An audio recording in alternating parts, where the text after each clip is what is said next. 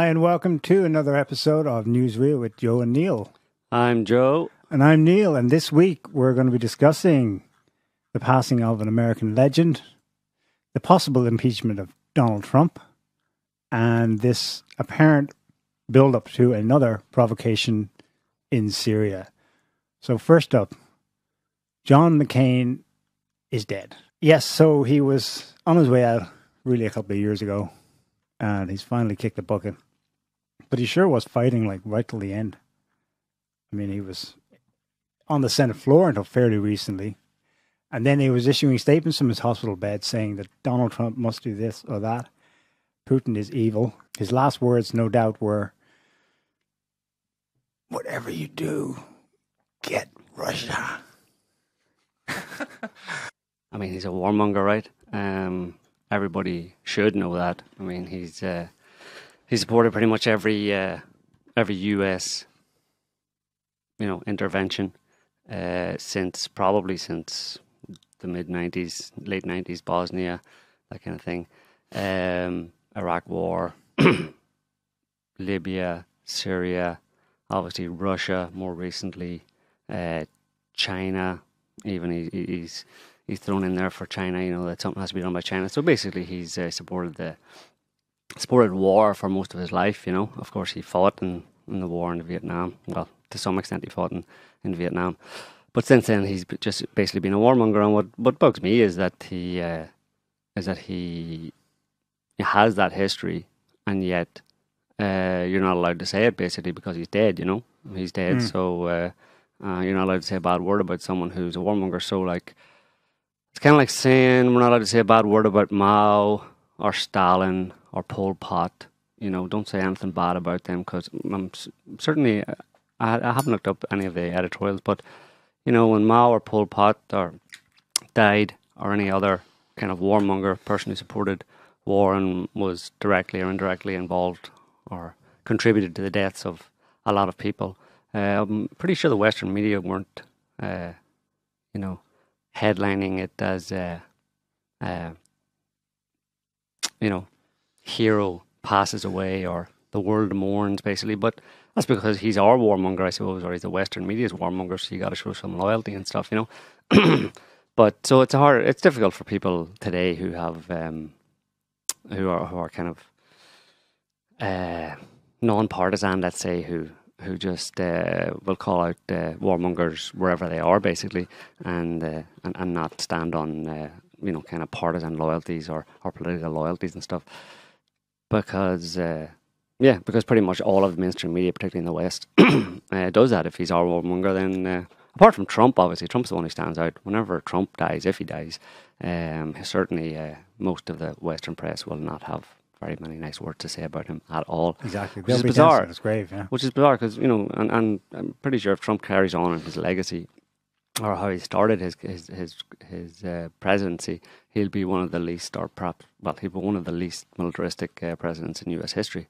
And yet, for doing that, he'll be excoriated in the press when he either leaves office, or if he dies, or when he dies, whatever. He'll have a very bad write-up in most of the media.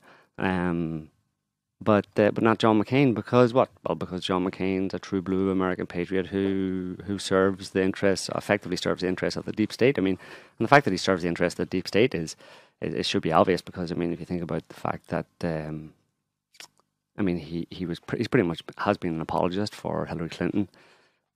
He specifically spoke out on Huma Abedin around the time of the last US election, saying that she was an honest woman and that she shouldn't be criticised, and they shouldn't dig up stuff that isn't true, blah, blah, blah. Well, most of the stuff said about Huma Abedin in relation to Clinton's corruption and the email scandals and all that kind of stuff is absolutely true. But apparently John McCain, a Republican, was standing up for a Democrat who clearly was guilty of the things that she's being accused of. But so he's bipartisan, basically, and that's why I say he's kind of deep state in that sense. Any politician in the US who shows basically an allegiance to American politics in general rather than to their actual political party, then is basically a shill for someone else. Yeah, and that seems to be what McCain has been. And I mean, again, the hypocrisy of the US media just is sickening as well. I mean, I don't know how anybody takes them seriously. Back in 2008, when he was running against Barack Obama.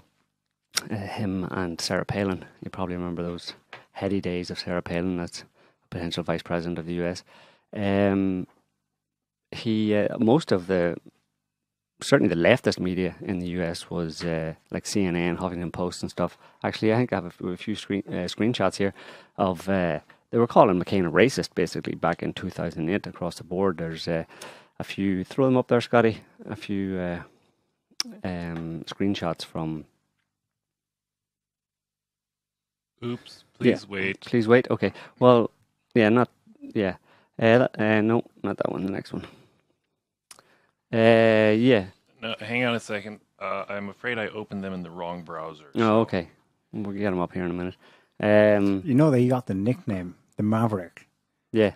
So precisely because he was a maverick in constantly jumping over to support the Democrats. Mm-hmm. And that's why he's known, like, to most Republicans today as a rhino, Republican in name only. Mm-hmm. And yet he tried to live up to that with the nickname the Maverick. Mm-hmm. But that made him the sellout for the war party every time. Right. So, yeah.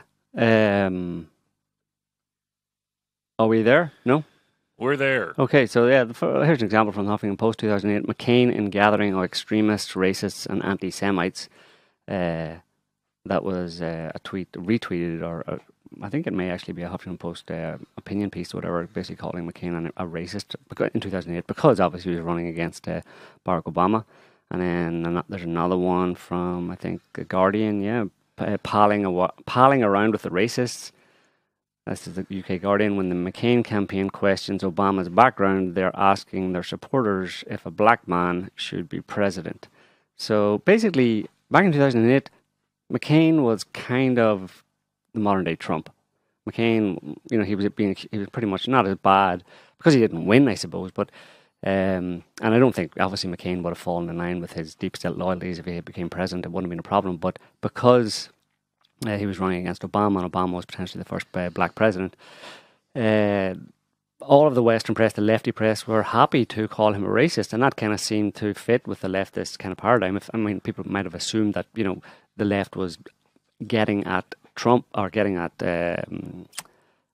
McCain because he was a warmonger and stuff, But and there's one more maybe from the Economist, Sarah Palin and the random racist. So basically, they were most of the Western press, and that's just the three examples. Were calling McCain a racist and Palin a racist, and they were up in arms about him. And thankfully for them, anyway, he didn't become president. But but now 8 years later, 10 years later, when he dies, it's like he's a hero, and he'll be sorely missed. And he was a quintessential American politician. But so when the media just obviously is. For a long time before now has been discredited, has discredited itself, but it's just become much more obvious these days just how discredited the media is in terms of their lack of fulfillment of their supposed mandate, which is to provide just the facts, or objective information. They're as partisan as any political hack anywhere in the world, basically. So people are right not to believe anything they say. And then there's one other thing, a little clip that people have been actually spreading around as an example of just how wonderful John McCain is. And this comes from around the same time as those comments or those articles in Western leftist, lefty mainly newspapers calling him a racist. This is now this clip around the time of his campaign. In 2008, he was at some town hall meeting or something, and a woman asks him a question about Obama. Just play it there. Well, there's a guy first, but then a woman is the main one. We're scared. We're scared of an Obama presidency, and I'll tell you why. I'm concerned about someone that cohorts with domestic terrorists such as heirs. I have to tell you, he is a decent person and a person that you do not have to be scared as President of the United States. Now, look, I got to ask you a question. I do not I can't trust Obama. I have read about him, and he's an Arab. He is not. No? No, ma'am. He's a decent family man, citizen that I just happen to have disagreements. Blah blah. Okay, just stop there. So I remember that. the main thing was that the woman was saying that she couldn't trust Obama, and she kind of stumbled or stalled before she spat out what her problem was, and that he's an Arab. And John McCain said no. And so people today are saying that they're retweeting this video and saying that this is an example of the kind of standards or the high moral standing that John McCain should be seen in his legacy, basically, because he stood up for Obama, about this woman who was obviously being, I don't know if she's being racist or not. But the interesting thing is that the way that McCain contradicts her. Obviously, her allegation is that Obama is an Arab, and McCain says, no, quite the contrary. He's a decent family man, i.e., an Arab is the opposite of a decent family man, according to John McCain. But people still think that's a good way to big up John McCain, Yeah. So it's just, I don't know. I've been waiting for him to die for quite a long time, so have a lot of other people. He's a kind of but he's one of many war hawks, warmongers that have defined U.S. politics. And like I said, he seems to have acted as a significant rep for the deep state that kind of has brought the U.S. to the divided and kind of decrepit condition that it is in now, and I suppose that's why the media likes him. That's why the media won't hear a bad word said about him right now, and you're not allowed to say anything about the dead and stuff. But, like I said, Pol Pot is dead as well. Are we allowed to criticise him, or what's the story? He's been in Congress since 1982. Mm-hmm. That's too long. That's just crazy. First elected 82 to the House of Representatives, and then in the Senate as a congressman since 86. That's 4 decades. And the first thing he got his teeth into was basically legislation that became the anti-smoking laws. Mm-hmm. First in California, then US-wide, then globally. He was on the whole shtick about attacking big tobacco in the 80s to regulate it, but eventually to what we have today, where they can't even show brands on tobacco products, and you can't even smoke anywhere. So there's, right there, that's a mundane, that's a non-war issue, right? And a domestic political healthcare issue, let's say, and he's completely crossed the water. I mean, at the time, you didn't do that unless you were far lefty. That's an ultra-liberal, relative, at the time, thing to do, to attack big tobacco. Where he's Republican, he should be, pro-industry, and he would be in many other respects. Right. Yeah, and that nickname is just, it says it all. And he probably loved it, the Maverick. But he was a maverick for flipping from one party to the next, such that by the 90s, and then for the last 2 decades, he stood side by side with Joe Lieberman, once Democrat, then independent, and of course, Lindsey, I'm not a rhino, Graham. Mm-hmm. The three of them formed a little troika there in Congress. Apparently, one of McCain's last acts was to disinvite Trump from his funeral. This is a guy who, after insisting he has no personal issue with Trump, which he was asked after he went out of his way to... apparently, he was the key deciding vote in a very close vote on repealing Obamacare last year. Mm-hmm. He came in from his hospital bed, and that vote, I think, swayed it the other way. Well, the guy obviously had it in for Trump. It was obviously personal. Which is the hallmark of a deep stater, basically, at least at that level in politics, The only creds, really, he has, for being a hero, he was a hero, like I said, because of his father and grandfather. But then his personal creds are that he was a Vietnam hero. Mm-hmm. That he was shot down, captured by VC, tortured, and finally released. And he has milked that to the hilt in his career in politics. But even that's that's not even that's disputed.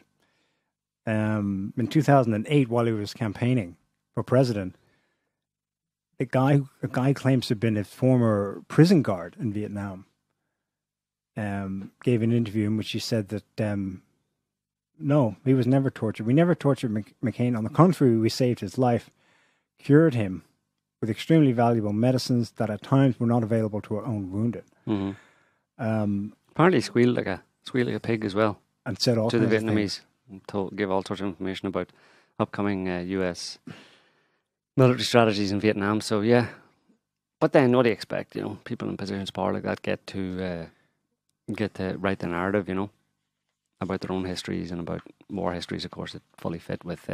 Wasn't just him that was interested in glorifying himself in the Vietnam War. It was in the interest of the US kind of military and military industrial complex that, you know, that McCain and anybody else is a war hero rather than a war weasel. But I'm pretty sure he falls in the category of war weasel as opposed to war hero. So, yeah, welcome to reality where everything is bullshit. Yeah.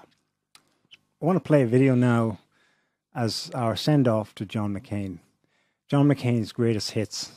When do we send him an airmail message to Tehran?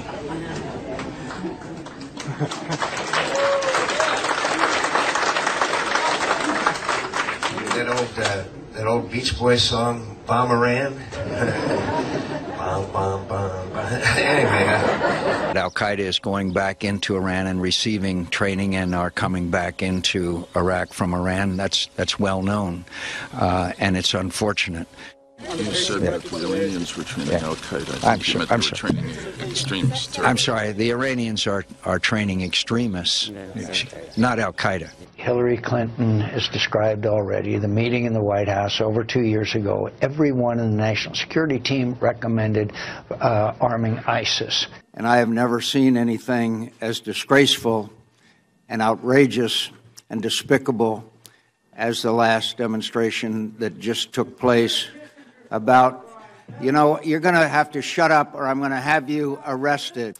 Get out of here, you low-life scum. People of Ukraine, this is your moment. The free world is with you. America is with you. I am with you. You so I don't even know why you asked. Why is that? No, you do know it. You do know it. No, I just read in the Times in May. I don't know what you read or heard of, and I don't know the circumstances. I know what's right. I know what's morally right as far as America's behavior is concerned. It was diplomacy and negotiation, not bombs, Senator McCain. We cannot afford to shed more Syrian blood. And they're not Syrian. They're coming to Syria from all over the world to fight this. We cannot afford to do that. We cannot afford to turn Syria into another Iraq. American Idol is a lot like a presidential primary election, except for people who live in Michigan and Florida. Their votes actually count. And that's not change we can believe in. I'm older than Frankenstein. I got a few scars, and I'm older than dirt, and I've got more scars than Frankenstein. Screwed up that line. Has your relationship with the president frayed to the point that you are not going to support anything that he comes to you and asks for? Why would you say something that stupid? Why would you ask something that dumb? Huh? Kim Jong-un, this crazy fat kid that's running North Korea, he's not rational. We're not dealing with even with someone like Joseph Stalin. The United States is the most powerful nation in the world, and we're not going to be intimidated by Russia and China. We are not. So I guarantee you that they will not act. So you reached a conclusion. In the case of Mr. Comey, the President Comey, excuse me. There was no moral equivalence between the United States and Putin's Russia. I repeat, there is no moral equivalent between that butcher and thug and KGB colonel and the United States of America. The senator from Kentucky is now working for Vladimir Putin. What's your reaction to Senator McCain's characterization of your objection? Well, you know, I think he makes a really, really strong case, you know, for term limits. На самом деле он для меня даже немножко симпатичен. Да, я не шучу сейчас. Он симпатичен мне своим патриотизмом и своей последовательностью в защите интересов своей страны. Но, вы знаете, вот в Древнем Риме был известный Марк Порций, значит, старший, да, который все свои речи заканчивал, с чего бы ни начинал, одним и тем же. Карфаген должен быть разрушен. Carthage must be destroyed. Да. Mr. McCain was taken prisoner in Vietnam and was put not just in jail, but in a pit. He sat there for several years. Anyone would go nuts after that. Very well, John McCain. Some classic moments there. That one from Putin where he's explaining, it reminds him of Cato the Elder. Initially, when I heard that quote, I think I read it somewhere and I thought, oh yeah, Cato is totally Cato. But I was thinking of Cato the Younger, living around the time of Caesar. This guy was so demented against Caesar that he would do whatever it took to sabotage anything he did, whether it was good for Rome objectively or good for Rome in dispute, you know. And Cato, like right to the end, to his deathbed, the story is that he attempted basically suicide by cutting his guts open, and then he was patched up, Cato, and he still ripped out. He was determined to go and for it to be Caesar's fault. That's the kind of like driven psychology of this guy. Is like, yeah, of course, it was towards the end. I mean, it was hate for Putin and Trump. I'm not even sure which was stronger. We probably saw the two as synonymous. Well, yeah. Well, they are, I suppose, these days, right? I mean, according to the Western media, that's Putin and Trump are, well, there's all sorts of memes going around the internet of them kissing each other and stuff. So that's what apparently what we're meant to believe. Yeah. So, yeah, John McCain's dead. Good. Bye-bye. Unfortunately, there's many more like him and too many more that aren't even in public life. But what are you going to do, you know? You just have to put up with that unhappy state of affairs, you know? But certainly, yeah, we should dispense with all of the pathos and stuff and faux sympathy about not being allowed to say what's true about... Because, you know, what's more important than some things that might appear on the internet that might hurt the feelings of John McCain's family. What's more important is the truth, you know. And there's a lot of family members of people in countries like Iraq and Syria and Lebanon whose feelings have never been taken into consideration when their family members died directly or indirectly at the hands of John McCain and people like him. So nobody speaks up for them, but we're meant to silence ourselves when we want to do that effectively, because by condemning John McCain and exposing the truth about him and the people like him, exposing what they do and their legacy, we're in effect speaking up for the people who have been victimised by them. But you're not allowed to, supposedly out of respect for John McCain's family. Well, I'm sorry, you know. You don't get to pick your parents, and not everybody's parents. And people have this attitude. You see a lot of people on Twitter saying, you know, well, I just recently lost my family member or my father, and it was very difficult. So, you know, it costs you nothing just to say, you know, to be quiet and think of the feelings of John McCain's family members. So just stop saying bad things about them because losing a parent is difficult and painful. But the people saying that, or it's the lead singer of some, actually on Twitter, lead singer of some Los Angeles rock band, I remember the name of them right now. He had posted something like that. He has a lot of followers on Twitter, and it just struck me that there's a lot of assumption there. Like John McCain's kids might hate him. Exactly. They might be happier than any of the rest of us that he's dead. You know. So and that's just a simple fact of the matter. You know, there's no point in getting all mushy about it, you know. Some people, many people, when they die, particularly when a parent dies, many people feel at the very least a mix of relief. Yeah, a mix of sadness and relief and kind of finally it's done. Finally, that person's gone, type thing, you know. So, you know, just people need to get over themselves, but nobody wants to get over themselves these days, you know. People just want to indulge their own feels. So, yeah, I think we've said enough about John McCain, because at the same time we want to criticize him. We don't want to say too much about him, because that would actually, you know, elevate him to some level notoriety that he really doesn't deserve, you know. Right. He was just a bit of a loudmouth, and he did the worst that he could while he had some little power. And fair play to him, but like I said, there's many other people in position of power doing exactly the same things right now. He's like, you know, we're not talking about a 7-headed hydra here. You're talking about a 700,000 headed hydra, maybe, right, or something along those lines, or maybe more. So it's a drop in the ocean, basically.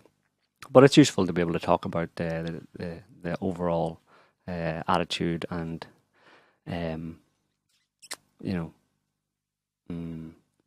effects of these kinds of people like John McCain over the years, over the past, over the American century, basically. But that's about it. It's a blip on the historical calendar, if that.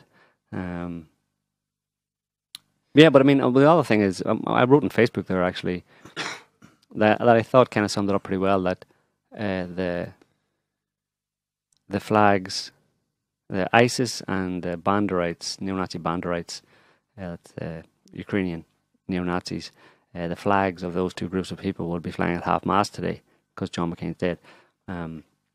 But it'll be back. The flag will be back up very quickly, especially if, as has been suggested by the Russian government, there's a new provocation being planned in Syria, possibly to coincide with the death of John McCain, as a kind of hat tip to him or a in memoriam.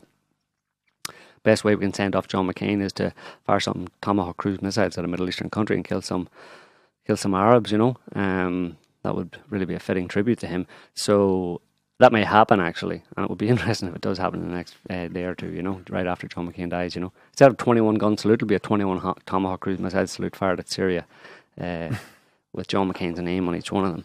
And but that's what the Russian Ministry of Defense basically is saying.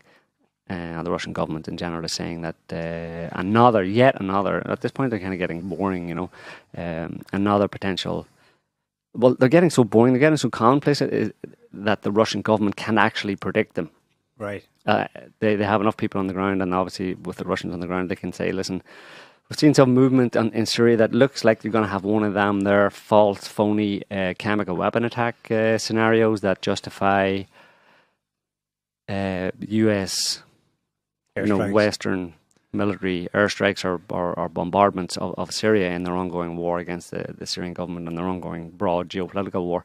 But yeah, so apparently there's another one in the offing. Whether or not the most Russia can do about it and the most Syria can do about it is actually talk about it in advance and say, listen, this is going to happen, and that with the possibility that by talking about it, they will stay the hand of the people who would launch such a provocation. But it didn't happen last time, because I'm pretty sure they talked about the Duma attack earlier this year. Yes. That didn't happen, really. Some kind of bizarre chlorine, not even chlorine gas, maybe a chlorine gas attack, but chlorine gas is ridiculous. I get exposed to chlorine gas every day, not every day, but during the summer when I'm putting chlorine in the pool. And it's pretty toxic, like it's noxious, but it's not enough it's very short-lived. It just dissipates very quickly. It's not enough to call in airstrikes. No, and that's the kind of thing you're talking about. You're talking about just basic chlorine compound mixture that they pour into a missile, and then it just kind of like evaporates, and it's like it stings your eyes, and it's kind of like make you cough and all that kind of stuff, but it's not. And that's the most that they found in Duma earlier this year, was some kind of chlorine compound, but there wasn't even any hard evidence that happened, So certainly it wasn't what they said it was, which was some chemical, sarin or some other evil. They found nothing like that. But of course, the Americans and the French and the Brits all launched their Tomahawk cruise missiles anyway at Syria. So it didn't. The Russians predicting it last time didn't stop them from firing the Tomahawk cruise missiles. So if the Russians have predicted it again, it's possible that it'll go ahead, that there'll be some announcement, and it would be. But I don't know the extent to which the media, the Western media and Western governments have the barefaced kind of gall and cheek to just go ahead and say, after X number of days in advance, they don't report on it, but certainly right. Russian media, Sputnik and RT and other news websites report on the fact that the Russians have said this is going to happen. And then for the media to then, if they do, in a few days to go, breaking news, chemical weapons attack in this exact area that Russia predicted a few days ago. US government says airstrikes imminent. I mean, at that point, it's just like, really? You people have no shame whatsoever. Like, you're not even embarrassed. You have no embarrassment. You've lost the ability to be embarrassed, which is really dangerous, actually, because it's one of the few things that stays people from committing increasingly kind of egregious crimes against people, crimes in general. You know, that the embarrassment of being caught out in committing a crime. You know, usually people want to do it by deception, you know, covertly, but they're not able to do that anymore. So the response is, well, we'll do it anyway.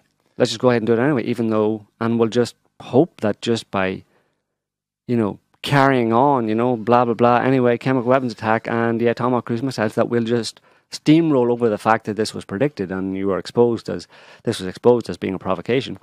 And hopefully we'll just be able to catapult enough propaganda into people's brains that they'll go with it, you know. But how many times can you do that before people just don't believe it anymore? And then what do? You know, you just say, well, shut up, it was a chemical weapons attack. It really happened. People who say it wasn't a chemical weapons attack are stupid. Shut up. Stop saying that. Stop saying it wasn't. Okay. Russian trolls. Once this happens, they'll be like what they did last time after Duma. We've got breaking news. We have a report now from the Pentagon that Russian troll activity is up 2,000%. They've got it all. They've got an answer for everything, basically. But it's the excuses and explanations and the justifications are you know, you'd assume that they're becoming increasingly kind of threadbare. You know, they're wearing a bit thin. You know, and it's just interesting. It'll be interesting to see just how much they can get away with and how gullible people are. And you know, it's always hard to get a read on what people actually think, because when you look at social media, what you're seeing is a minority of loudmouth people, basically, who just shout about things. You know, you don't really know what the majority of people think. You know, but you would think that if people still retain some level of rationality and reason, that as these kind of things progress, and certainly over the past few years, with, you know, little leaks of the US supporting ISIS and just coincidental events happening, major events happening, like with terror attacks. You know, I mean, there was even there was that Westminster Bridge attack in London last year when a guy ran people down with his car on Westminster Bridge, and there were quite a few people, and it wasn't just the loudmouths. I was seeing a lot of people who didn't have many Twitter followers and stuff, and seeing, you know, comments from people saying, it's a bit coincidental this happened just a week before the elections, isn't it? You know, so that kind of thing were very coincidental kind of events happen that traumatize the public or meant to shock the public, but also seem to serve a political agenda. As the number of those kinds of things ramp up, and it just becomes a bit too convenient, the narrative around it starts to become a bit too convenient. You would assume that if people do retain some ability to think and stuff, that there would be really a lot more people just, you know, quietly, even if only quietly, starting to disbelieve. Basically. Absolutely. Terror attacks are one thing, and then atrocities committed abroad are another. But both, when people are hearing the same record of each kind, like Westminster is again, you know, attacked with a guy running over his car, and it's like, again, terror will have less of an effect anyway the next time, whether or not it's exposed as having an inside hand or anything. Same goes for these foreign atrocities. This is what, the seventh time they played this record? Chemical weapons in Syria. Even if you're just a passive consumer of the news, you're going to go, I've heard this before. Isn't that odd? Even if that's all, the only thought that you have, and you carry on, you don't even watch the news closely, you just carry on. That passive absorption of the same record going over and over again. You start to question, like, is this, you know, is this a setup? Like, there's this, yeah, it's, well, it was Bolton actually who came out with it initially, the statement about if Syria, just out of the blue. And it's amazing, like, no, you know, of course he could cite some kind of intelligence, whatever, but I don't even think he did. He just, to a reporter, he just said, as part of an interview, he just said, you know, if Syria carries out another chemical attack, we'd probably attack them, respond, you know, more strongly than we did last time. So it's like, okay, so is there any reason to think that would happen? Well, maybe. I don't know. Maybe there is. Maybe there isn't. We'll have to wait and see. Maybe there will be a chemical attack. And of course, the jihadis in Syria hear that. It's like, it's pretty much the US government with all its power and money saying to a bunch of mercenaries, if it so happened that somehow someone was able to drop some kind of chemical weapon or explode some kind of chemical weapon, even, just a not very effective one, and in Syria, then we would obviously decide or claim immediately that it was the Syrian government that did that, and then we would attack the Syrian military. So that message is obviously being sent directly to jihadis who are fighting the Syrian military in Syria. And I think as Caitlin Johnson actually had it wasn't Caitlin Johnson, it was Eva Bartlett actually on an RT article had the headline more or less that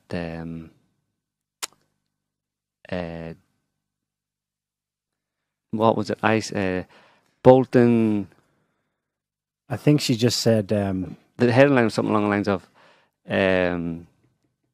Bolton calls on Al Qaeda. Right, Bolton calls on Al Qaeda or ISIS to carry out a chemical weapon attack, and they ran with it. RT, yeah, they just said, well, whatever. Yeah, but that's, her point was, if you read the article, her point was that pretty much what I just said, which is that by saying this kind of thing, it encourages jihadis to create the conditions that Bolton said, or that the US government said are necessary for the US government to attack Syria. If you create these conditions, we will attack Syria.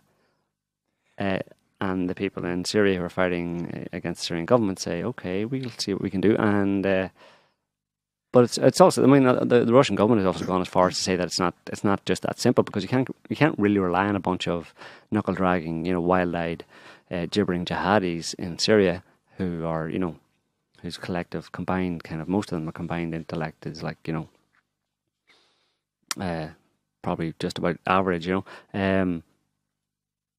can't rely on them to go ahead. Obviously, they can't rely on them to go ahead and do those kind of things on their own, because these people are just, they're just hired guns, basically. They're not the sharpest knives in the drawer. And the Russian government has said basically that there's foreign elements, and they didn't say which foreigners, but foreign elements have been in the country basically preparing for some kind of a chemical weapons provocation, i.e., you need to bring people in with some expertise, maybe even Americans or Westerners, parts of intelligence agencies, you need to bring them in to put together the conditions and the scenario after the fact, lights, camera, action type thing, so you can broadcast the supposed evidence of a chemical weapons attack in Syria. People running around, people lying in the streets, all that kind of stuff. To what extent they actually fabricate this is open to debate. Whether or not they totally fake a chemical weapons attack and just have a bunch of people. Obviously, there's a lot of ISIS members and jihadi members there with their wives and their families and their kids and all that kind of stuff. So there's no shortage of people that they could get, let's say, 50 or 60 people in a small area that's pretty much closed off. You create the conditions. A lot of Syria is still, a lot of parts of Syria, cities and towns are destroyed. You have a bunch of jihadis in one of those towns. It's a nondescript town, but there's lots of kind of half destroyed buildings around. You get 50 or 60 jihadis and their wives and their children, and you tell them to lie down on the ground and roll around and spit up some phlegm or something like that, and you film it yourself, in a chaotic kind of way. You pull some of them out, put them in rubble, pull them out. It's not beyond, people have obviously made this allegation before that a lot of it was staged by the white helmets and all that kind of stuff, and it's not beyond reason. It's not unreasonable to suggest that may be the case. There's no hard evidence for it, but it's possible that they would go that far. And why not? It doesn't take a lot of money to get 50 or 60 jihadis together in a town that they control and film them pulling some kids and women out of buildings with, that have been pre-prepared with dirt and, fake blood on their face. Because that's how it works. Because those images, not just in the Syrian war, but going back in many wars, right back to the first Gulf War, those kinds of images that are emotive images are the things on which, or the images or the evidence on which Western governments have launched bombing campaigns that have made hundreds of millions of dollars for politicians and their corporate friends in the defense industry. That is the basis on which they have launched. Like, you go back to incubators, babies in incubators in the first Gulf War. You know, and since then, claims of, you know, Saddam killing his own people, Gaddafi killing his own people, Assad killing his own people. It's that kind of rhetoric and that kind of emotionally provocative rhetoric, and all the better if it can be, if it's backed up by video evidence. That's the only reasons that they use to launch these bombing campaigns that make, like I said, the people who launch them a lot of money. So why wouldn't they create those images from scratch when it's very easy to do and doesn't cost very much? Yeah. What struck me as being a little bit different this time around is that in previous ones, certainly with Duma, and maybe the one before that, they would just have a relatively low-key statement that they're preparing something in Syria, heads up. Mm-hmm. There'd be maybe statements from Putin and someone in the Russian MOD. But this time around, the level of detail is a little bit more like, I mean, the report from Russian Ministry of Defense yesterday is, breaking the news that they're poised to stage a chemical weapons attack in order to frame Damascus and provide a pretext for the strikes. Then specifically, that they're going to launch strikes on Syrian targets from US, UK, and French carriers or jets. And specifically still, that the USS The Sullivans, an Arleigh Burke-class Aegis-guided missile destroyer, has been deployed to the Persian Gulf for this purpose. In addition to a bomber being prepared at the Qatari airbase that the US has. Mm-hmm. And then today there's an update, and it's even more specific. That, I mean, I don't know what this means. The Russians are either making this up or they're tracking this in real time. They said that 8 canisters of chlorine have been delivered to a specific place, and they named the village. It's in Idlib province, in the northwest of Syria. And a separate group of militants has been prepared by the private British security company Olive, which have also arrived in the area. The group will be disguised as volunteers from the White Helmets group and will simulate a rescue operation involving locals purportedly injured in the attack. Mm-hmm. I mean, that's the kind of level of detail, like, they're watching it unfold. Now, they haven't, like, what I would love is that they would back that up and just say, well, here's satellite images of them moving or some photos of them being caught on convoy en route.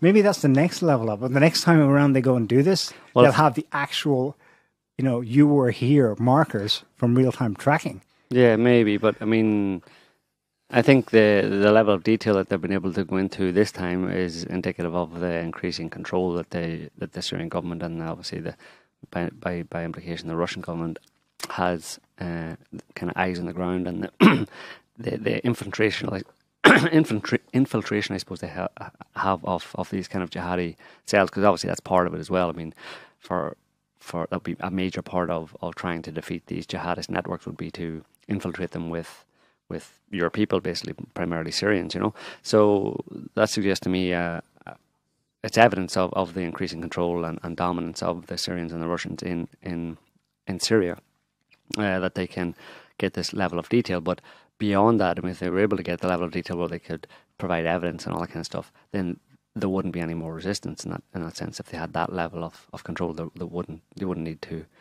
talk about it at all, because it would be over, basically. But I think this is the kind of end game. And obviously Idlib is the last area, the last stronghold of jihadists. A lot of them went there.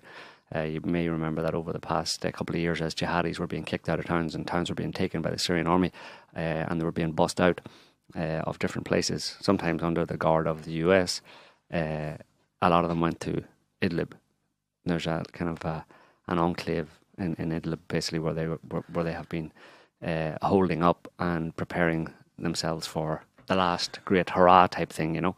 And that's also where they've voluntarily gone to. When they've surrendered in previous enclaves that were cleared out, they would lay down their weapons, and the Syrians would uphold it. They would bust them out, like thousands at a time, with whatever families they'd kidnapped or made in the intervening years, and they'd all be allowed to gather and congregate, go up through Syrian government-occupied now controlled territory, and they've all amassed. I don't know what the numbers are. It must be tens of thousands in Idlib. Yeah, I think there's something like maybe up to 30,000 or something like that. But that's right there. We have the motive. by the way, obviously, for why this is happening. Right. I think to protect the one them, 2 times ago was Cain Shakun, April 2017. I think it's because they were about to launch an offensive, the Syrians and the Russians, an offensive to capture Deir ez-Zor. And that raised a hue and a cry and justified some sneak airstrikes to try and stop them. But they still got to Deir ez-Zor eventually and cleared it out. The last time, Duma, was when they were about to take Eastern Ghouta and protect Damascus. And now the another last one, Idlib, the last on the east, on the west side of Syria.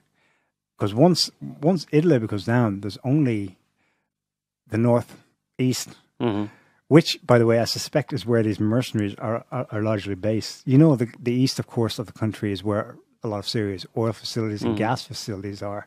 I found the interesting facts about this olive firm that the Russians mentioned.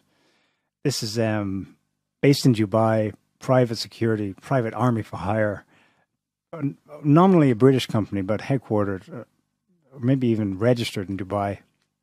It merged with a U.S. company called Constellus 2 years ago, 3 years ago maybe, which had itself already merged with Academy, which is Blackwater.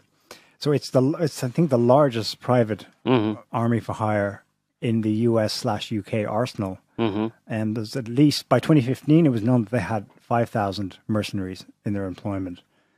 Their CV is that they go in and protect essentially US, UK, maybe some other European oil firms in hotspots across the Middle East and North Africa.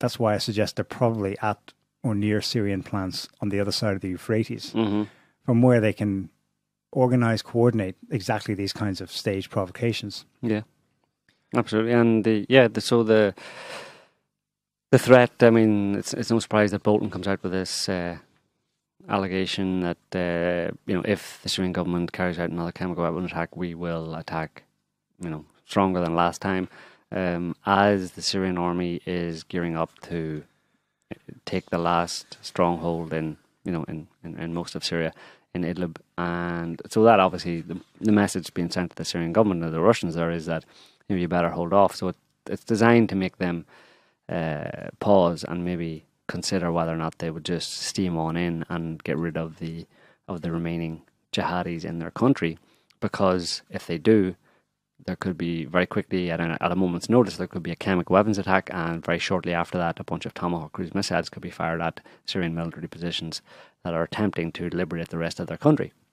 And it shouldn't obviously be, should not be forgotten that that's exactly what the US is doing. That you have a sovereign government in a sovereign country with its own military, made up of its own people, of its own men and women, and the US government over the past 7 years has repeatedly attempted, indirectly with its friends in the Middle East, the Saudis, etc., first of all attempted to overrun the country with their mercenaries, but then since then, over the past few years, the US government has directly attempted to stop a sovereign government and its sovereign military from freeing or ridding its country, its land, its territory of terrorists.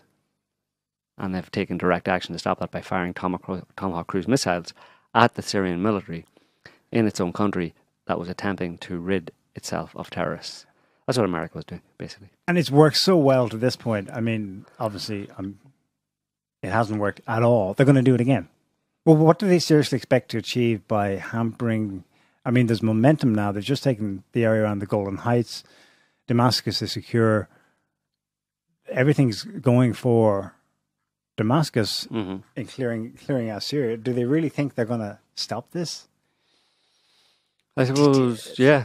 It's, well, I mean, if in doubt, just remember that war's a racket, and that it's firing missiles, Tomahawk cruise missiles, any kind of missiles, dropping bombs, is in and of itself a mandate, a necessary component of the US military and of the US government's money-making scheme, effectively. I mean, every single Tomahawk cruise missile, I think each one's maybe 2 million or 1.5 million or something.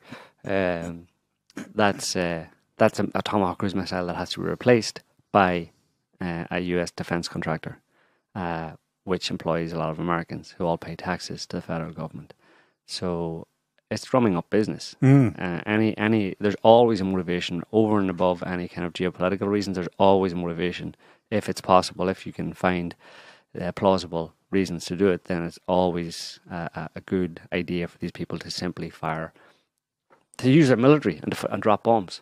Not necessarily use the military, because that kind of tends to use up taxes, but by having to pay them and all that kind of stuff, but pay the military and that kind of stuff. That's what Trump's problem is about. But Trump doesn't have a problem with firing missiles or dropping bombs, because he knows it's good for jobs in America. It is good for jobs in America. Good for the economy. Yeah. On economic matters, that makes me think of another motive for wanting to at least have a say in Idlib. If there are tens of thousands of accumulated terrorists, they've now, some of them at least have been there since, 7 years. Mm-hmm. They're now experienced jihadi forces. They will want to have access to them to be able to use them again. I mean, the worst thing that will happen is that if we look at that as a resource, that is lost. Either they're reintegrated in some way in Syria, or they're sent back to their home countries, wherever they've come from. Right. All over the Muslim world, probably. So it may be just kind of a holding tactic to say, we're no, you can't touch. We own. They're trying to manpower jihadi Inc. I think that what they're trying to do over and above by making money by firing Tomahawk cruise missiles is that they're hoping to stall the situation. The US doesn't have a plan in Syria, basically, but all it knows is that we have to stop, at all costs, we have to stop Syria and Russia from pushing forward with their agenda. And whatever way we can do that, we'll try and figure out what we should actually do, or we'll try and come up with a rational or sensible plan, maybe down the line as things evolve. But until then, let's hold them off. Let's stop them from progressing, i.e. stop them from liberating the country, stop them from pacifying the country, stop them from stopping the bloodshed effectively. Because as long as the whole point, the rationale for Syria from the very beginning 7 years ago was to initiate widespread bloodshed in Syria. That was the goal. That was the mandate. That was the point. That was the bottom line of the US's intentions and plan for Syria was ignite a civil war, a quote-unquote civil war, basically destroy the place to overthrow the Syrian government. So that's still the plan, basically. It's still the backup plan, if you know what I mean. If we haven't, it hasn't gone their way, obviously, as we've documented throughout this process. It hasn't gone the way that the US expected it would go since Russia intervened in Syria in particular. But so they are in disarray in terms of what they should do in Syria for the past 2 or 3 years, really, since end of September, October 2015, when Russia first intervened, and everything that has happened since. That threw the US's plans for Syria just up in the air. So they're still trying to figure out what they should do, how they can reconfigure it. Can they reconfigure it? And I don't think they can reconfigure it, but they're just very reluctant to let go of it because they put so much time and effort into it, and they don't want to just walk away. Because, America can't be defeated. Go home, America, you're drunk. Yeah. I was surprised by how smoothly the preceding clearing out operation went in the southwest of Syria. That's down by the Jordanian border, of course, next to Israel too, around the Golan Heights. They just swept in there in one operation. I say surprised. I mean, it was a relatively smooth operation.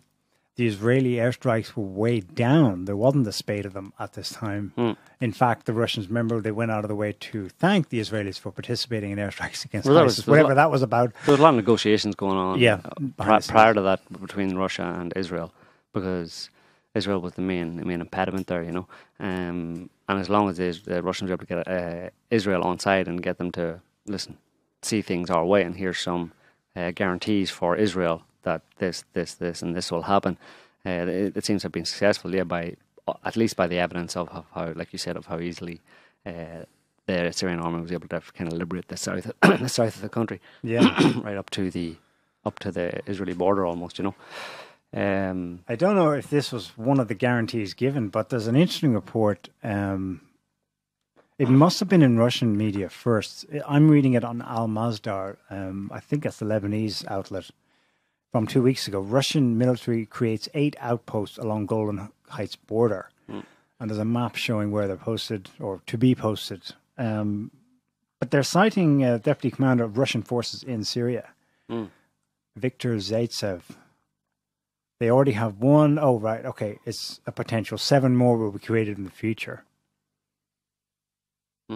That's interesting, though, because if you have 8 of those things, who knows how developed it might get. It's literally a Russian barrier right along the Golan Heights between Israel and Syria, which says a few things all at once. Because Israel's whole shtick was, well, you see, we have to do this because the Iranians, and they're all over Syria, and they had some success attacking targets that may or may not have included Iranian forces in them. They certainly hit Syrian military targets. And then suddenly it's all swooped up of Al-Qaeda/ISIS, and there's going to be Russian outposts down there. Right. Which is a smart move, however way that was planned, because now Russian presence will obviously make it a lot harder for Israel to provoke Syria/Iran in that part of the world, in that part of the country. Yeah. And yeah, it's I mean that kind of move is to a large extent the cause the reason for the hysteria, the anti-Russian hysteria over the past few years, because Russia has been effectively doing what the US has done. It's been supplanting the US, beginning the process and going down the road of supplanting the US bit by bit in areas where it used to be the peacemaker, as the US likes to, moral policeman. Not the policeman, yeah, as the US likes to think of itself, and it's like a red rag to a bull, basically. The Americans, when they see that happening, and that's the main reason for all of everything that you've heard about Russia over the past 2 years or more. In fact, really past 4 or 5 years since Ukraine and Crimea. Russia just isn't allowed to do that, according to Americans. It's just not part of the game plan. It's not the way things are meant to be, and you shouldn't be allowed to do that. And it's, as we just heard McCain say, there is no moral equivalence between the United States and Russia, which is exactly what has been happening. There is an equivalence, and everyone's seeing it, so he has to articulate that this is not so. No, it is. Sorry, John. Yeah, you were so wrong about that. So, yeah, Trump, and then talking about America and Russia. Trump's had a shitty week. Trump's had a crappy week, yeah. Is it as bad as the media is saying it is? Well, I mean, there's only so many times you can say that, oh, this is definitely impeachment material, and then nothing happens before people go, yeah, whatever, anyway, move on, or before you start to sound like a hysterical nut job. They're saying the same thing, obviously. Impeachment, is it possible? Is it really true? We could really possibly impeach him this time? Please, God, let it be so. It's like, no, not really. I mean, there's basically nothing to see in the latest so-called developments. It's just they try to make something out of nothing, basically, and they build it up, like they dress it up. It's like they tart up these largely irrelevant and mundane facts, mundane details about life in Washington DC and what life on Capitol Hill and the way the politicking and the lobbying work, and the stuff that's gone on for centuries and certainly for the last 100 years, like just pretty much everybody doing it. They suddenly take all of that, what is in effect corruption and corrupt practices, but that have been effectively legalized in the American system, because the American system is American politics are fundamentally corrupt. So they take some of those details that they've completely ignored and allowed accepted as normal part of life in Washington DC. They take some of those details and that as they apply to Trump, and then suddenly they present them to the public in this hugely moralistic kind of way, like this is disgusting, it's terrible, like Paul Manafort, Right. Paul Manafort is accused, first of all, he has bugger all to do with Trump. He has no relationship with Trump basically at all. Right. In any relevant way today. He has no history with Trump. He was campaign manager for a few months. Right. That was it. And he did nothing. But Paul Manafort gets indicted and he's, put in jail and he's a lobbyist, and of which there are thousands in Washington DC. He was convicted this week. Yeah. He's going to jail. Yes. Probably, yeah. He was indicted on, I think there were 18 indictments, and they couldn't decide on 10 of them, and they only agreed on 8 of them. But anyway, so just the fact that some guy who was Trump's campaign manager for 3 months got indicted as a lobbyist, which all of them should be, because the lobbying in America, in Washington DC, is massively corrupt. It's just like cash for influence, basically. You know what I mean? It's paying off politicians to get things for private individuals or organizations. That's exactly what Paul Manafort was doing. Partly for the Ukrainian government, like 5 or 6 or 7 or 8, 9 years ago at this point, over several years, he was basically peddling influence. He was being given lots of cash by the Ukrainian government to get favors for the Ukrainian government in Washington DC, which pretty much everybody does. It's like basically Washington DC is like a brothel. You know what I mean? Where all of the people of the world come to get serviced. Yeah, and it's like that's been the case since forever. But suddenly it's like, oh my God, did you see what happened? Paul Manafort. Everybody's freaking doing what Paul Manafort did. But just because they can't, they could indict all of Washington. Every lobbyist in Washington DC could go through the exact same process that Paul Manafort went through. But they just pick Paul Manafort because he has this tenuous link to Trump, and then they make something out of nothing and say, oh, well, he was Trump's campaign manager. That must mean that there was something going on, right? Trump must in some way be linked to this taking of money from the Ukrainian government and not declaring it. So he's done on basically tax evasion. Right. On not declaring income. And he's going to jail for life. No, 800 years or something. No. Something. No, if he was indicted on all of them. Okay. And then there's all sorts of plea bargaining and stuff. But that's the maximum term because there was 18 indictments against him. What was the idea there? Was it the idea to make Manafort squeal on Trump? Yeah. And he didn't He didn't have anything to because say. he doesn't have anything. There's nothing to say about Trump. He could have made something up. There's a person on Facebook that I was having discussions with about Trump, and he's a typical, of which there are many of our kind of my generation anyway. People who are quite lefty liberal, kind of like they've swallowed the never Trump pill, and they're totally.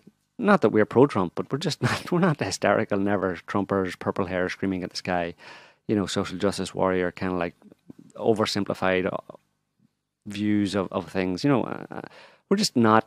We don't do that because it's inane and it's stupid and it's insulting your intelligence. But a lot of people apparently, supposedly, people have gone to university and stuff. People are supposedly educated and stuff who really like embarrassing themselves with oversimplified black and white argumentation and thinking about certain things.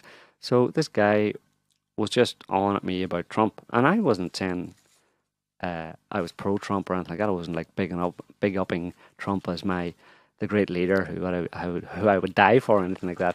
I was just saying that what we've been saying for a long time, which is that the hysteria against him is just that, it's hysterical.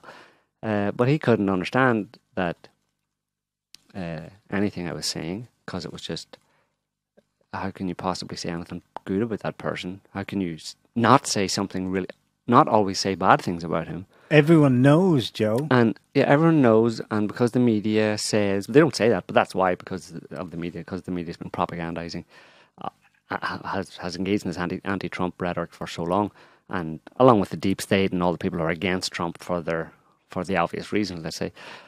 But this person, finally, his final word after a few days, so we had a conversation and then we weren't agreeing on things and I just left it. And then after a few days, he posted a picture, a big close-up of Trump's face, where you could see all the little pockmarks, it wasn't a very, very unflattering picture. He looked like a big, saggy kind of Jabba the Hutt, but it wasn't doctored in any way. It was just a super close up. Right. Someone had zoomed in on his face, just his face, and it filled the whole picture. And he just posted that and just tagged me on it as a response. That was the argument, and then I understood that you don't like this guy because he's ugly, and because he's repellent. Let's say physically repellent, and he embodies some of the traits of that would go along with that in people's minds, type thing. He's brashness. He's sexist. He's made sexist comments. He's a bit brash. Yeah, he's in your face. He's arrogant. He's not very eloquent and all that kind of stuff. And you put that together with a big kind of his big Jabba the Hutt face or whatever, and it's just like, how can you possibly? And I'm like, dude, that's extremely Well, it's very superficial, it's not just to make your argument. I mean, he wasn't saying it but explicitly, but he said basically that was his argument, that look at this guy, how can you support him? Dude, really? You're going to try and understand international politics by the look of someone? What, so it's everything's cool because Obama's shiny and suave and sophisticated and can dance on the Ellen Show? That means, therefore, all is right with the world because he's nice looking? And then an ugly person comes in and suddenly, oh my God, it's fucking Armageddon. Because he's ugly. Right. Here we get into the kind of like the subconscious impact and influences that people are under. And that people, that form people's opinions and stuff they're not even aware of, the kind of blink reactions they have to things that are emotional and that inform their opinions and just derails any kind of critical thinking, and they just respond emotionally and with their kind of moral taste buds basically to a situation, and then they'll just stick with it. And they won't be able to tell you why, and they won't even know the reason. Even if they had access to it, they wouldn't really understand the reasons why they were having this kind of response to someone or response to a situation. And unfortunately, appearance counts for an awful lot in this world. I mean, you can look at statistics and stuff about job interviews and all that kind of stuff, and good-looking people who are totally unsuited for a job will get the job, whereas an ugly person who's perfectly suited for the job will not get it. I mean, there's so much bias and confirmation bias. You get into the psychology of it all, it's a shit show, basically. You wonder how anybody can actually, freaking tie their shoelaces or get matching socks on basically in the morning. You know what I mean? It's that bad. When it comes to important things that people think have an impact on their lives, of course, when it comes to politics and the leader of the free world and authority figures and all that kind of stuff, it's all the more difficult and all the more meaningful, and the feelings are all the stronger for people because it's got that added. It's not just a personal, I don't like the look of that person, but it's I don't like the look of that person, and that person could actually destroy me and my society and my family. That's the inference, Yeah. Because it's an authority figure, it's politics, we got to do something about it. And of course they're being whipped up by the media and all that kind of stuff. But just the bottom line is the critical thinking's out the window, Yeah. And they've literally been programmed by their emotions to see that face and to feel all these things, a whole catalogue of things, and then to regurgitate the things that were programmed while it was like, hate this person. It's a classic demonstration of 2 minutes hate. Really an allegory that Orwell used in 1984, where people would come in and be made to sit and watch the face of the enemy. And hate it. You must hate Emmanuel Goldstein. And they just had Goldstein doing normal things, saying normal things, but the vitriol, they must just vent the hate at it. I swear, in addition to that, we've joked, I think I remember you saying it in the past, that people are literally like, that's their argument. They'll just say, just look at his face. Yeah. Just look at him. Can you not see it? Final answer. Look at his face. And that's exactly when you boil it down and you've kind of like questioned them on all their details, and you've shown that all of the assumptions, all their highbrow argumentation against Trump or against whatever doesn't hold up, because here's exhibit A, B, C. Eventually the more reasonable ones will say, okay, so they'll go quiet and they'll accept that what they thought their argument isn't holding any water, and then they'll give you a final answer, which is, well, just look at his face then. But I can't disagree with that. Yeah, he doesn't look very good. So, fair enough. But if that's what you want to base your worldview on, whether the world is okay and on the right track, or if it's on the wrong track, is based on the physical appearance of leaders, then far away. But you're probably going to be deceived. That you can at the very least say that you're probably going to be deceived by some good-looking, smooth, suave, talking psycho or something, But the other thing about was Paul Manafort. What else was going on? Trump, his son, Michael Cohen, at the very same time in a New York court. Cohen, who was Trump's lawyer at one point, implicated him in a crime to influence the 2016 presidential election. That's how they're reporting in the media. But it's nothing to do with the presidential election whatsoever. He pled guilty, Cohen, to dodging taxes and campaign finance violations. And of course, the specific allegations that Trump directed Cohen to pay hush money to that Playboy model or whoever she is, Right. Stormy Daniels. Yeah, and one other one. And two of them. Yeah, but that's at the same time. But again, you have to go, what? I think that's not a coincidence. At the same time on Tuesday, these two court cases. There was that. There was Cohen. So Cohen basically, the story behind Cohen is that Trump paid money to two women that he had an affair with, allegedly, to stop them talking about it and damaging his chances in the election. Is that unusual? Is somebody going to tell me that's unusual? In politics anywhere. In politics anywhere. In politics in the US and during a presidential election, that people would be paying money to people to stop them saying stuff that, while not allegations of any criminal wrongdoing, but simply stuff that would damage them in a very sensitive period of time when they're running for election. Hillary Clinton has done it. Every other president has done it. So supposedly that's what, but that's nothing. I mean, it's not a misuse. It's not even misuse of campaign finances. You know what I mean? Trump's been. It's his own money. His defense is that it's his own money. Right. Exactly. The very fact that he's pulled into something as sordid as that, I know everyone does it all the time, but the accusations hurled at everyone all the time. But still, when you're dragged down and you're defending, and you're Trump and you're defending back on Twitter and so on, it still doesn't look good. The optics, let's say. What kind of real effect that has on popular opinion, and or his chances of impeachment? It has almost nothing. First, at this point, it has no effect on public opinion in the sense of it doesn't sway anybody. Everybody's made their choice.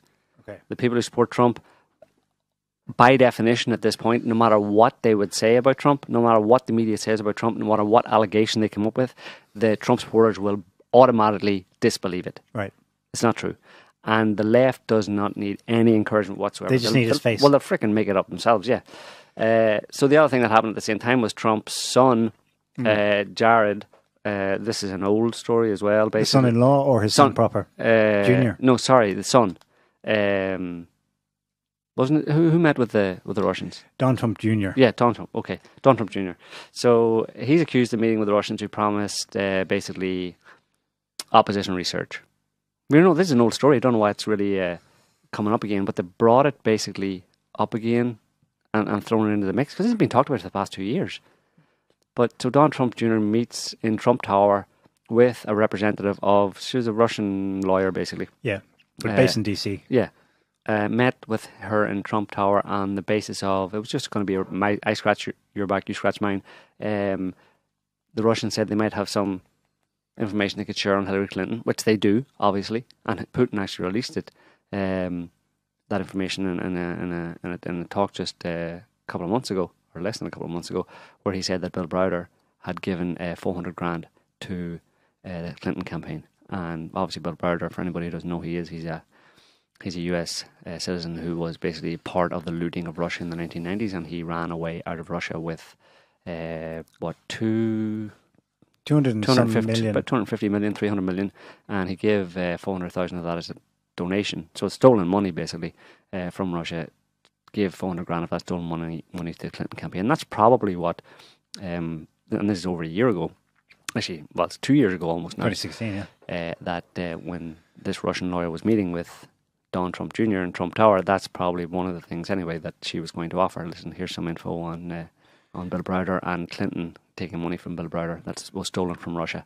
And in return, what she was looking for on behalf of the Russian government was also connected to Bill Browder, which was the passing of sanctions, basically the first major round of sanctions against Russia called under the Magnitsky Act, which was Magnitsky was Browder's lawyer. Accountant accountant who died in jail in Russia because Browder basically left him there, and he was ill and he died, but then Browder accused the Russian government of killing his accountant and to cover up a crime, which was actually Browder's crime, and the US government and John McCain, front and center on the Magnitsky Act, was the first round of sanctions against Russia.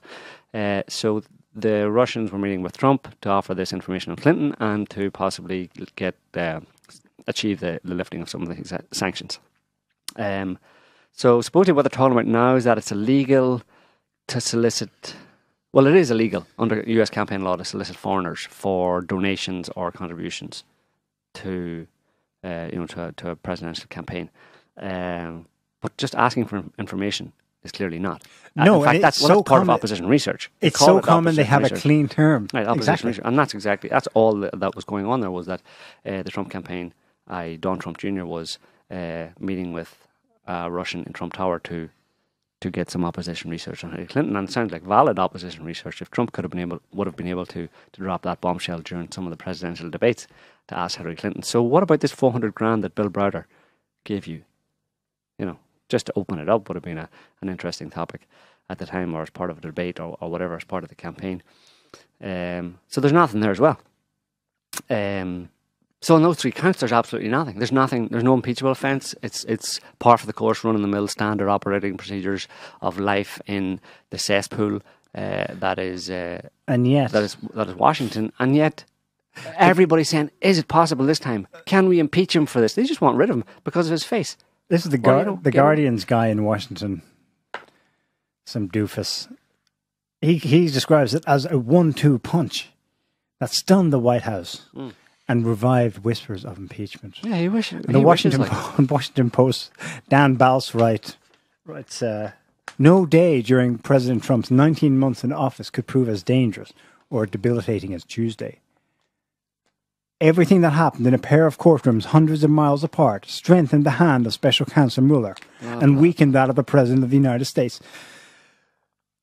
You're talking up a story that has no legs, just because they want it. I mean, why would anybody would get tired of listening to someone who clearly has a vested interest in something happening, and they keep talking about it as if it's going to happen, I mean, you eventually just dismiss the person as a crank and as a bit delusional, basically, because they keep on talking about something, and everybody knows that there's not much chance that it's going to happen, but that person talking about it really, really, really wants it to happen.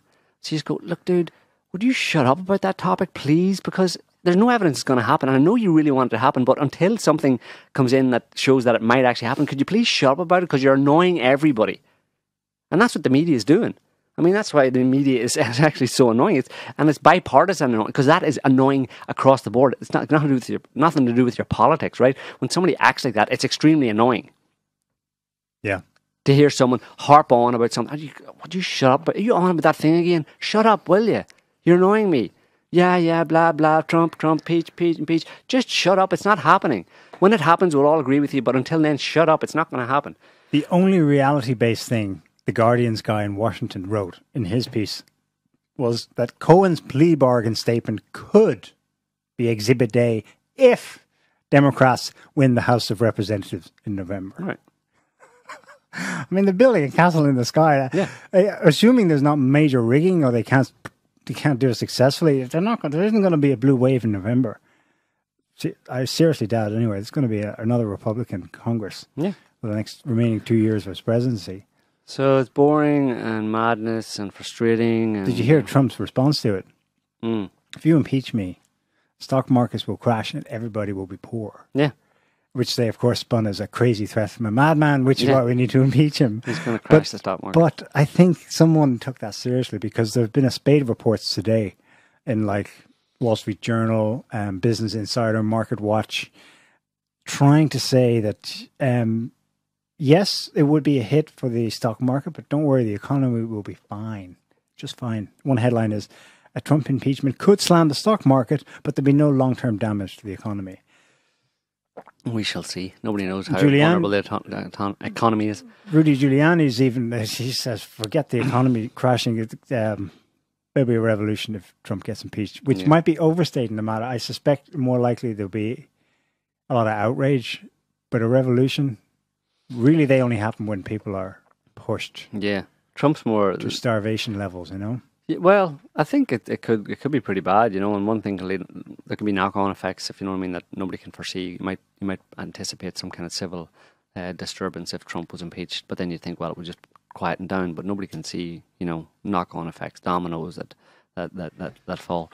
So it would be a very dangerous situation. I'd say if Trump was impeached, it's more likely that he'd be given a heart attack or something like that. because everybody would think, well, they just put up that picture of close up of his face again and go, see, well, it's obvious he was going to have a heart attack. So, and the stress of the job and all the attacks that the media could report on. Yes, it seems that our incessant attacks on Donald Trump for 2 years have actually finally caused him to have a heart attack. We mourn this national hero. Well, I won't say that actually. We mourn this. We don't mourn this at all. Actually, thank God he's gone.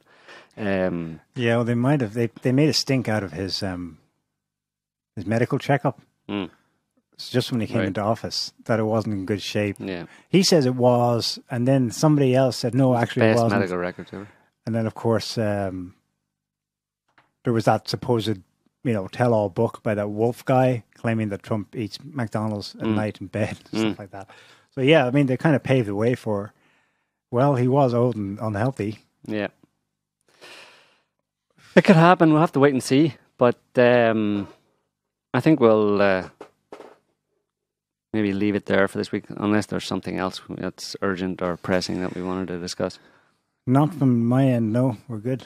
Okay. Yeah, there's nothing else coming up, really, is there? There's no celestial events or anything like that. There's some snow in the Italian Alps before the end of August.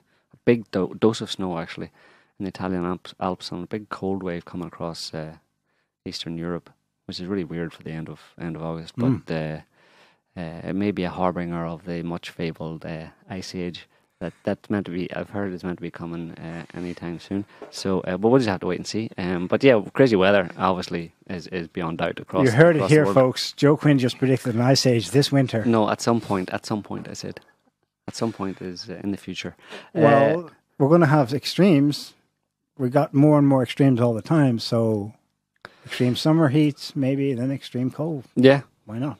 Going into winter, yeah, maybe. So, yeah, something to look forward to. Anyway, we'll leave it there for this week, folks. Thanks for listening. If you like this video, click the like button and subscribe and the bell notification thingy item button. Until next time, see you later. See you next week. Bye, everyone.